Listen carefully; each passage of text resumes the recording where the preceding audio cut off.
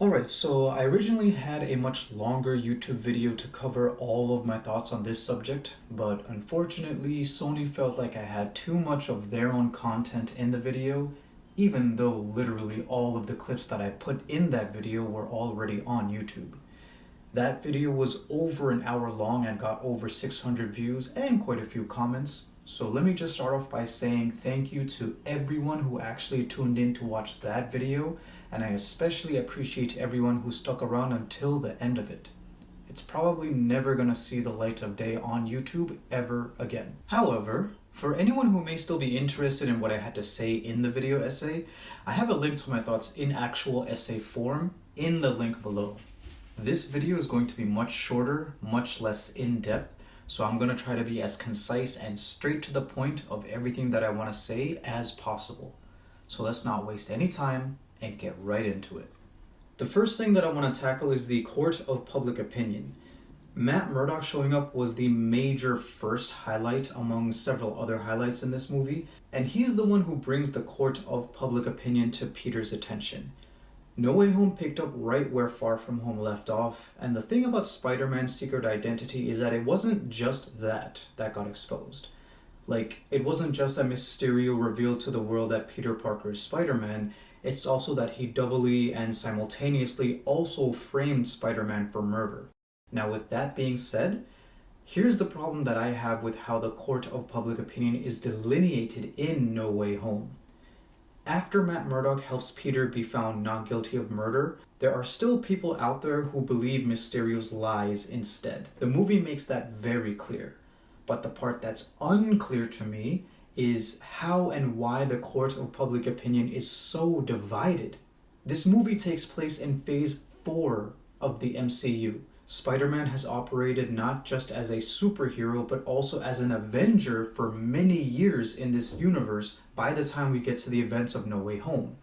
So you mean to tell me that all of that gets tossed out the window just because of Mysterio? Quentin Beck continued to influence people in power and the public at large, even after presumably being exposed as a crook by Matt Murdock? I'm quite forgiving about a lot of the aspects of this movie, but I'm sorry, this is one aspect that I can't forgive. It just doesn't make sense. Now, I'm not saying that there shouldn't be a division within the court of public opinion about Peter Parker and Spider-Man after his identity is revealed, and also after he's framed for being a murderer. What I am saying is that it just doesn't make sense to me that public opinion would actually remain divisive that much after Matt Murdock helps exonerate Peter Parker and proves Quentin Beck as the real criminal. This is one practical reason why Matt should have had more time in the movie.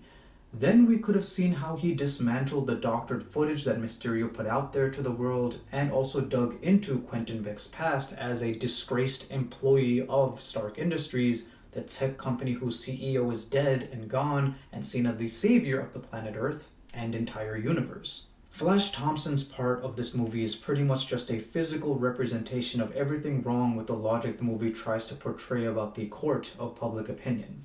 Throughout this trilogy, he's a bully to Peter for literally whatever reason, but he loves Spider-Man. The first thing he does in this movie is find out that they're the same person. Then he dyes his hair blonde and wrote a whole book that I feel like was pre-planned, claiming that he was Peter Parker's best friend. Now, another focal point of this movie is that any association with Peter Parker leads to a damaged reputation. Peter himself, Ned, and MJ don't get into MIT due to their close associations with Spider-Man. But Flash, on the other hand, is gloating his ass off over the fact that he got in after going out of his way, all the way out of his way, to claim full association with Spider-Man. How? If the movie makes it a focal point that anyone who has a tie to Peter Parker or Spider-Man means a ruined reputation, then how does someone who makes that association conspicuous on purpose get to keep his reputation intact? And even if MIT is fully aware of the fact that Flash is just bullshitting and wrote a whole bullshit-ass book, does it not say something about him that he's lying for attention? To me, it just makes MIT in the MCU come off as a college without integrity, more concerned with an image rather than honesty. It's MIT that doesn't deserve Peter, Ned, and MJ, not the other way around. Now, the next thing I want to talk about is Doctor Strange. Peter going to a fellow Avenger for help was cool, but I wonder, couldn't Peter and Strange have come up with something a little more diplomatic as a solution? Like, imagine if Doctor Strange held his own press conference in front of the news just to tell everyone that he can vouch for Peter Parker, aka Spider-Man, as his fellow Avenger, and that the supervillain known as Quentin Beck, aka Mysterio, was a fraud. Could you imagine that? Especially because I feel like Strange could at least relate to Peter, given how he just wants to go to college and make something of himself other than being a vigilante. Anyway, that's just a random thought. We need to talk about the Runes of Kof-Kol. I'm not going to get into how the spell itself as a concept doesn't make sense, but what I will say is that as far as the spell going wrong goes, I blame Peter for it. Actually, I blame both Peter and Strange for it, but I blame Peter for it more. And the reason why is simple. After Strange makes his first two concessions for MJ and Ned, Peter swears to Doctor Strange that he's done. And words have meaning, but instead he kept running his mouth and eventually the spell went haywire. As for the spell itself, I can be forgiving about how the loss of control over it conveniently brings in characters, particularly from other cinematic universes. That is, after all, the whole entire appeal of the movie. But what I cannot be forgiving of is the lack of clarity on how the spell rips through not only multiversal space, but also multiversal time. No Way Home takes place in 2024. Because of the Runes of Kof-Kol going wrong, we get Dr. Octopus from 2004, Green Goblin from 2002, Electro from 2014, Sandman from 2007, or possibly 2024, since it's unclear, and then we get Venom along with two additional Peter Parkers, also from 2024. Now, when Strange confronted Peter about losing control of the spell, all he talked about is how it caused a bunch of multiversal visitors inadvertently showing up in the MCU who know Spider-Man's identity from their other realities. But he doesn't say anything about these said visitors also traveling through time. Maybe there could have been a logical explanation for it, but the movie never bothers to explain it at all. So to me, this just ends up being a plot hole. And it's such a glaring plot hole that it leads right into other plot holes of the movie that have to do with whether they're the OGs from their legacy movies or if they're variants, but we'll get to that later. My only point here is that it's too big of a stretch of convenience for these characters who both time traveled but also universe traveled and not bother to make sense out of it in the movie's own logic. And that's all only just the problems with the first spell. Remember that at the end of the movie, Doctor Strange casts the spell again, the Runes of Kof-Kol 2.0. And that spell also raises questions that don't ever fully clarify the state of reality in the MCU after it's been cast. And here's what I mean by that. Basically, just like how Doctor Strange says that in the multiverse there is an infinite number of people who know that Peter Parker is Spider-Man, it seems like there is also an infinite number of fake histories that the second spell could have changed everyone's memories into. So what I am curious to know, since the movie didn't really convey it, is what was the fake history that the Runes of Kof-Kol 2.0 replaced everyone's real history with? When MJ opens her eyes after standing in the same spot, what is her fake memory of the conversation she just had with Spider-Man that made her start crying a few moments before that? A few moments right before her memory gets altered with the spell's fake history. Is her memory of being in love with Spider-Man kept intact? Has that part of her memory only been altered into being in love with the person whose face she's never seen? Because remember, it's important to keep in mind that the second spell did not erase the world's memory of Spider-Man the Avenger, but rather only Peter Parker the human being. And speaking of the world, did Doctor Strange cast that spell only on the planet or the entire universe? Because this would mean that when Nick Fury finally comes back to Earth, he's gonna feel like he's in some sort of fever dream when the topic of Spider-Man's identity comes up in conversation, and he suddenly realizes that somehow, literally no one around him knows that Spider-Man's secret identity is Peter Parker anymore. And that would be an interesting twist, because that would mean that all of the main characters of the MCU who were in space during the events of No Way Home would still retain the knowledge of Peter Parker being Spider-Man. The problem, however, is that the movie does not clarify that. For all we know, the spell was cast to the entire universe and not just the world known as planet Earth. One last thing I will say about the spell is that the fact that MJ is still wearing the broken necklace that Peter gave her kind of reinforces the fact that she was in love with the superhero Spider-Man, and maybe that's all her fake memory was turned into.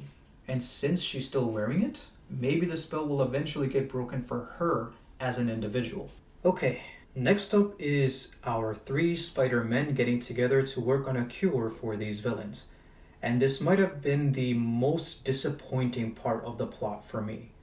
First of all, Peter used Stark Tech, highly advanced technology, to develop the cures the first time around. And the rest of the cures were made overnight using supplies at a public freaking high school. Like, it's that easy? Hell, why don't you find a cure for cancer while you're at it, Peters? That, to me, was another convenience that's too much to forgive the movie for. And second of all, I'm really not fond of how Peter made it his mission to cure the villains. The only other time a Spider-Man movie's plot had to do with curing the villain was in The Amazing Spider-Man 1, but that was it. Now in this movie, during the Green Goblin's monologue, he said that their powers were gifts and not curses. This immediately reminded me of a line from the end of the first Spider-Man movie where Peter said that this was both a gift and a curse. So if that's meant to be true for the superhero, then it should also be true for the supervillain. And on top of that, none of them really despise the fact that they have superpowers or mutations. Some of them have clearly even embraced it. The only one who entertains the idea is Norman Osborn. But here's my problem with Tom Peter and his attempted cure. He's a resident of the Marvel Cinematic Universe, meaning to say, he lives in a reality full of people that have superpowers. The Green Goblin serum drove Norman to madness, but it also enhanced his strength, speed, agility, etc. Surely Peter shouldn't be seeing those enhancements as issues that need to be cured. So if Peter were to be working on a cure, why not just work on a cure that only removes the madness? Why remove the benefits? In the case of Dr. Octopus, I would go so far as to say that Peter didn't even actually cure him. All he did was manufacture a new inhibitor chip that placed him back in mental control of his tentacles. But the tentacles are still wielded right onto his body. Back in Spider-Man 2, the movie, it was never specified if Dr. Otto Octavius wanted those arms to be attached to his spine for the rest of his life. And it's also easy to overlook the fact that the first time he attacked Spider-Man, he did so while in full control of himself, before the inhibitor chip got fried. So how do we even know that he, as an individual, can be fully trusted even while he is in control? And if that inhibitor chip was fried once, it can easily get fried again. And then he'd be back to square one. So if Peter wanted to help Doc Ock with going back to living a life in pure human form, then what he should have done was found a way for the Stark Tech fabricator to develop some sort of device that could safely remove the tentacles from his body. Doctor Strange tried to tell Peter that these villains all die because of the altercations they have with Spider-Man, not because they gained superpowers. So this logic of removing what turned them into supervillains being the thing to save them never panned out to me, mostly because the trigger for each of these individual villains showing up in the MCU is quite a different case for each and every one of them too. But most of all, and this might be the biggest failure of the movie in my book, is that even if Peter took their powers away, if they get sent right back to the point they came from, wouldn't they all be in danger of getting killed anyway? So yeah, the logic of this movie really falls apart, and especially Peter's own logic of trying to help them. But with whatever logic the movie establishes, I'm gonna have to say he should have just listened to Doctor Strange and not Aunt May. And this leads us right into the final, most convoluted and confusing part of the movie, which is whether these legacy characters are either the OGs from their previous movies, or if they are variants from parallel but still slightly different universes from what we've seen on screen. Starting off with the first one we see, which is Dr. Octopus. Throughout this entire movie, all of the legacy characters are constantly referencing events that have taken place in the previous movies. Doc Ock keeps fixating on how Norman Osborn should be dead. Once he's in the MCU and starts wreaking havoc on the highway, the only thing on his mind is his fusion reactor. He claimed that the last thing he remembered doing was choking Spider-Man before suddenly switching universes, and we know from that scene in Spider-Man 2 what he's referring to, but if this is the same exact Doc Ock and not a variant, then we know that this isn't the actual moment he's transported to the MCU. Because, we all watched Spider-Man 2. That movie doesn't end with Doc Ock getting zapped into another universe, getting his inhibitor chip restored, and then getting zapped back home, all within a moment. It ends with him drowning in the river, as Sandman pointed out. The movie doesn't bother to explain, so I simply came up with the logic that this is the OG Doc Ock, and he was transported to the MCU moments before drowning, and since he was losing consciousness, he just talked about the last thing he remembered, which was choking Spider-Man.